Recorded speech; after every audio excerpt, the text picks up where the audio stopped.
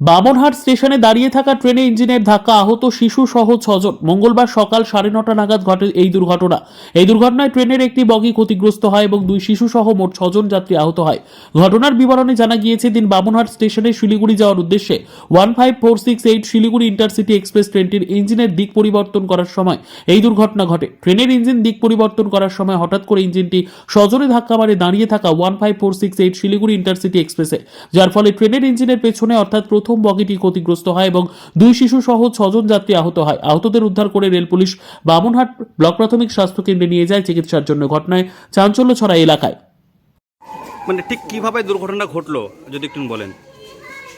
মানে বসে আছি, টিকিট কাটার পর বসেছিলাম, আর ইঞ্জিনটা এই পাশ থেকে ঘুরে নিয়ে সামনের দিকে লাগাইছে, তো পুরো জোরে ধাক্কা লাগাইছে।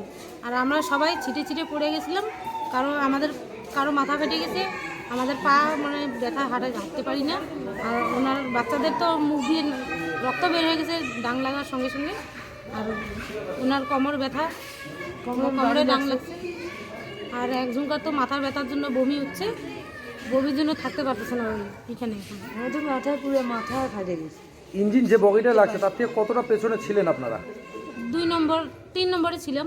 3 নম্বর বগিতে ছিলেন। হ্যাঁ, হঠাৎ করে ছিটকে পড়ে গেছিলেন ওই মুহূর্তে। হঠাৎ করে বসে না সিঁড়িতে ছিটকে পড়ে আমরা জানি না যে এইভাবে হবে। মনে হচ্ছে ওদের একটা বোম বার হচ্ছে। হ্যাঁ, চা খাচ্ছিলাম তো তখন এরকম। চা নিছি, চা নিয়ে বসে চা খাচ্ছিলাম, চা শুদ্ধ মুখে ঢুকে পড়ে। দিদি কোথা থেকে কোথায় যাচ্ছিলেন আপনারা? এই যে আবুতারা থেকে আমরা উদলাবাড়ি যাবো, উদলাবাড়ি। শিলিগুড়ি উদলাবাড়ি। আপনাদের কাছে টিকিট ছিল? হ্যাঁ, টিকিট আছে, এই যে টিকিট আছে। রেল সবসময় পাবলিককে যা সাধারণ পাবলিক বা দুষ্কৃতিকারীর উপরে দোষ ঠেলে দেয়, যে লাইনের উপরে হয়তো বা কিছু রেখেছে দুষ্কৃতিকারীরা, কিন্তু এই ক্ষেত্রে যে অ্যাক্সিডেন্ট, এই ক্ষেত্রে কার দোষ আপনি কি বলবেন এই বিষয়ে? এটা ডিপার্টমেন্টের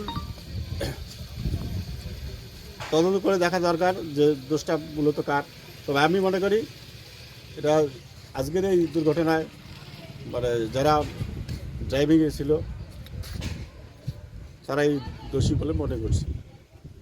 আপনাকে চাচ্ছেন তদন্ত হোক? অবশ্যই তদন্ত হওয়া প্রয়োজন, কারণ এই ট্রেনের উপরে অনেক দূর দূরান্ত থেকে অনেক যাত্রী দিনহাটা এবং কুচবিহার, আলিপুর বিভিন্ন জায়গায় যায় এবং শিলিগুড়ি পর্যন্ত যায়। তারা আজকে যেতে পারলো না, অনেকেই বাড়ি ফিরে গেছে। আগামীতে যাতে এরকম না ঘটে তার জন্য রেলের ব্যবস্থাটা বিশেষ প্রয়োজন। আপনার নাম? আমার নাম মানিক পাল, বামনহাট রেল উন্নয়ন দাবি সমিতি।